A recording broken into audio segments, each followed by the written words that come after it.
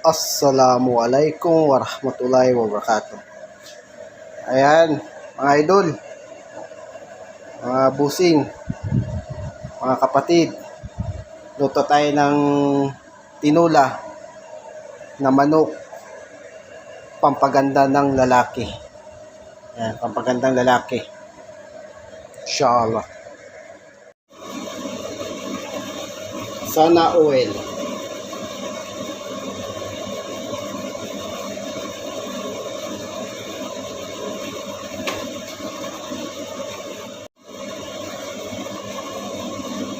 Ilagay ang mga sangkap na pampagandang lalaki. Ginger.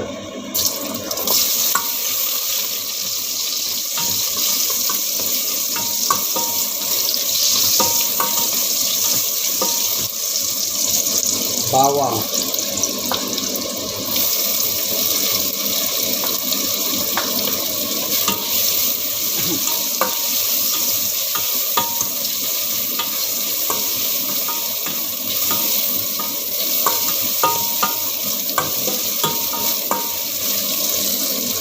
Sibuyas.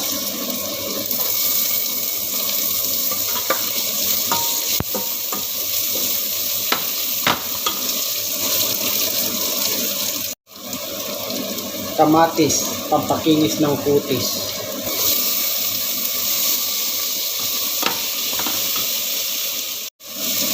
Sunod ang laman ng manok. Ito ang pagbibigay ng katas ng ligaya. Hayaan mo muna kumatas para lumabas yung katas ng kasarapan.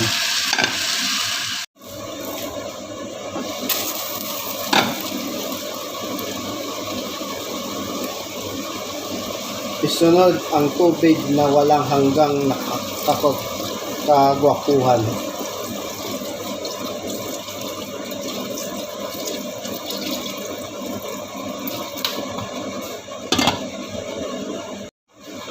Isunod na din ang tanglad.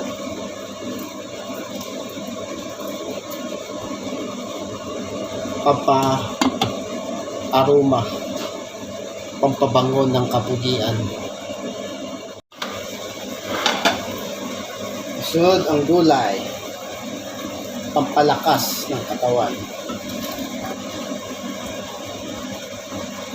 Sili.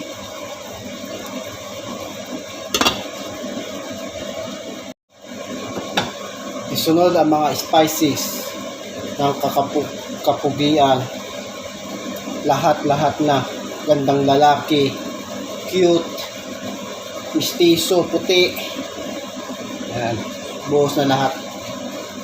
Everything's nice.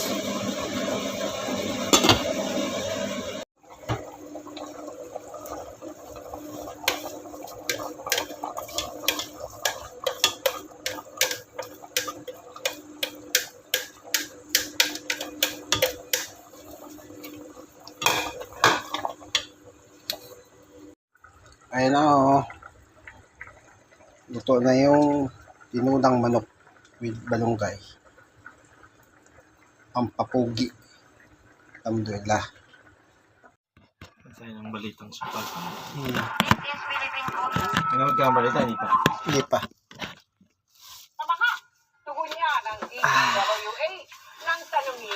Dinner guys. Mga idol. Bismillah. Bismillah, mga busing. Mga kapatid. Mga katropa. Mga tropa. Ating kapatid. Migo-miga. Ano? Ating kapatid ha. Ating kapatid yan ha. Walo naman sa labing limang pinakamalalaking Ating kapatid na yan ha. sa flood control project ang no-show sa pagdinig kahit Kutsara ka? Hindi. Hindi. Mag-anak. Magkakamala ko. Oh, kutsara ako.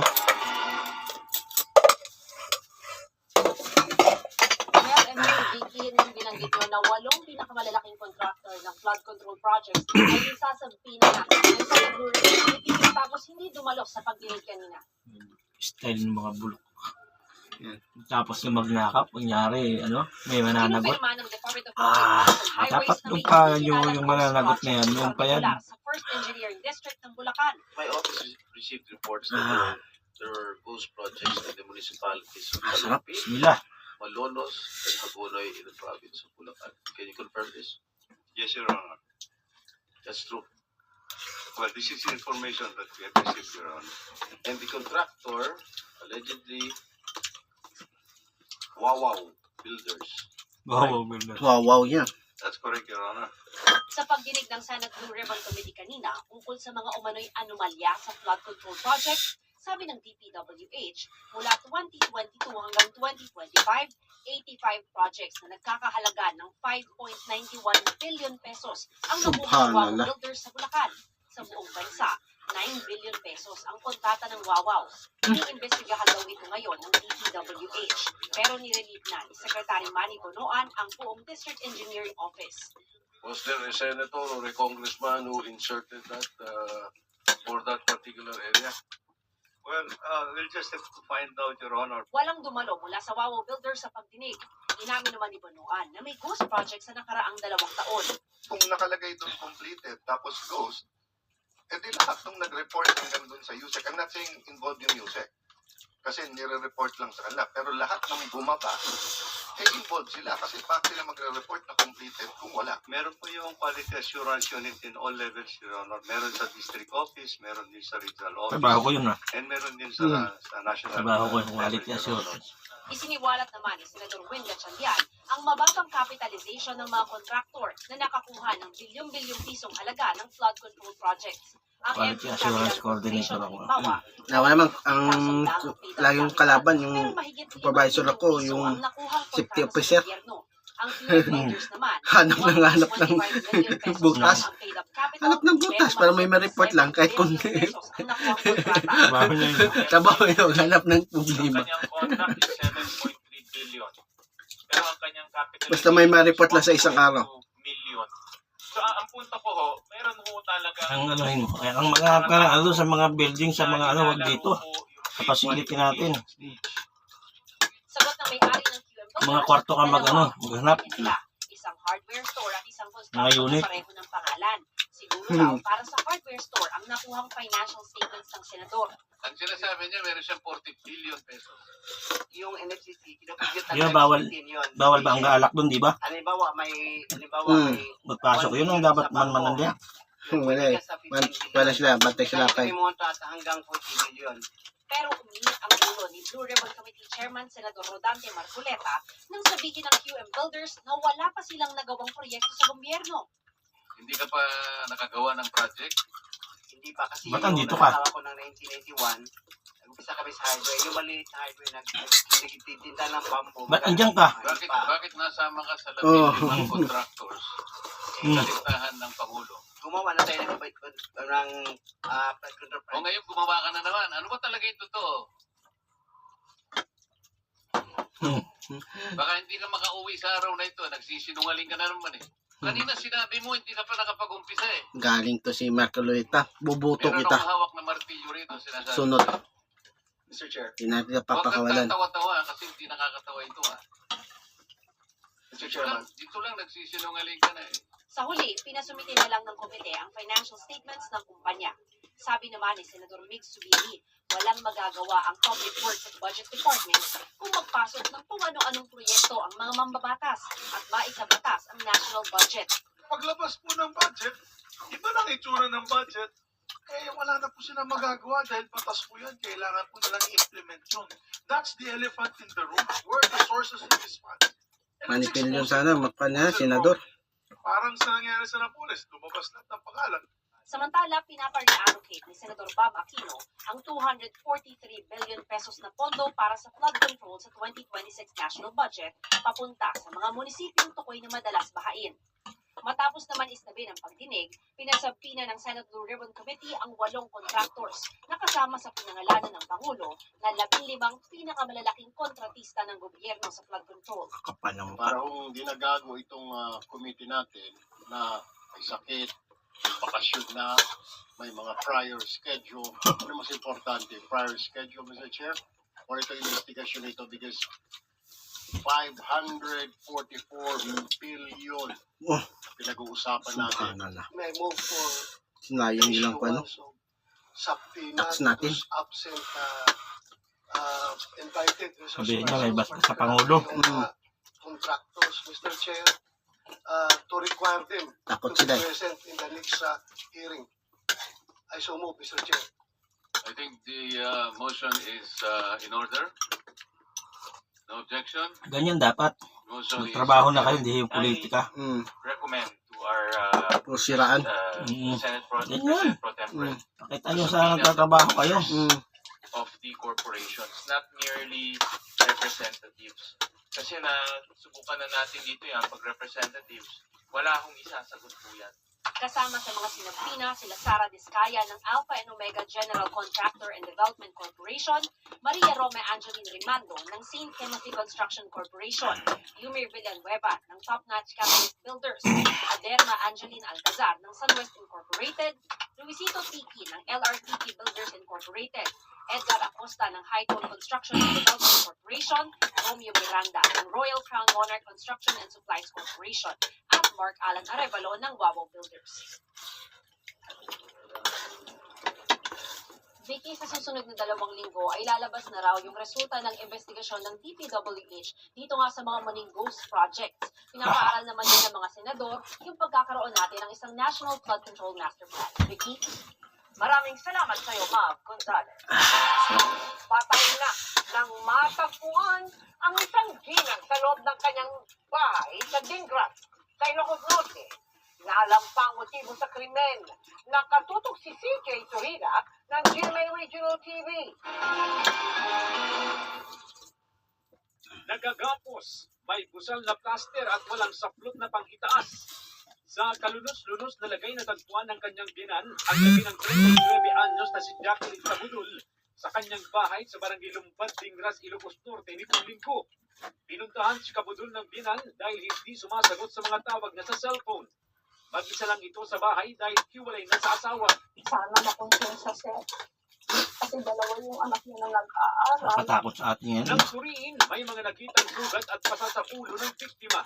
Inaalam pa kung ginahasa siya Walang ang motibo Walang sa takot krimen. na. Pero Walang takot, sa kaanak, nawawala rin ang mga pera at Kung alahas ng Duterte pa yan, biktima. ako. Nire-review Takot na ang rin mga ng pulis kriminal, ang ano? CCTV footages ng barangay. Kasi may kinalagyan sila eh. Ang mga nagpunta sa kanyang bahay bago nangyari ang krimen. Patuloy ang investigasyon ng pulisya. So as to signs of struggle, sir, hindi gaanong natagpuan kasi siya dito sa Maysala. Hindi gaanong magulo yung lugar. Wala tayong makikita any signs na nag-away sila. Hustisya ang hiling ng mga kaanak ng biktima. Mula sa GMA Regional TV at GMA Integrated News, CJ Torida, nakatutok 24 oras. 2 insidente ng pagkalunod ang naitala sa Rodriguez Rizal. Ang isa sa mga biktima, 4 na taong gulang na naligo sa Wawa River kasama ang mga kalaro. Nakatutok si EJ Gomez. Patay na nang matagpuan ng mga otoridad ang isang pinatilyong nalunod umano sa Rodriguez Rizal noong Sabado. Ayon sa barangay, may kasamang kaibigan ng biktima nang mangyari ang insidente sa Marikina River Spillway sa barangay San Isidro. Sinasabi po na yung 2 bata ay namimingwit. Nung sumabit po yung pamimingwit niya doon sa ilalim ng tubig, pinuntahan daw yung bata, then doon po na hinila yung tubig papunta doon sa gitna. Tumakbo yung kasama niya para sa ganun ay puntahan niya daw yung kamag-anak yung nalunod. Ilang tanod daw ang nakasaksi sa insidente na agad nagsagawa ng search and rescue operation. Nag-umpisa kami ng 5:30. Tapos nung dumating po ng 9 o'clock na yun sa gabi ay pinahinto na namin dahil nga po delikado na rin po para sa mga rescuer natin na lumangoy pa doon sa area dahil nga doon sa ilalim ay may mga batong malalaki. Linggo na ng umaga nang makita ang katawan ng biktima. Susubukan pa namin naguna ng pahayag ang kaanak ng nasawing biktima. Sa sitio Inigan sa Barangay San Rafael naman, isang batang 4 na taong gulang ang nalunod din sa Wawa River. 2 oras na paglalakad ko mula rito sa aking pinatayuan sa bahagi ito ng Wawa Dam. Pinawisan ako. Ang biktimang Kinder 1 student. Sa investigasyon ng pulisya, alas 11:30 ng umaga nitong linggo nang maligo ang biktima kasama ang 2 Tama na lang yung kalaro. kanin. Isang saksi ang nagsabing pumunta pa Tama rin lang. sa kanilang bahay ang mga bata Ikaw, bago kulang. magmumuli rito sa ilog. Ilang oras ang lumipas, 2 bata na lang daw ang Paano na yan? bumalik.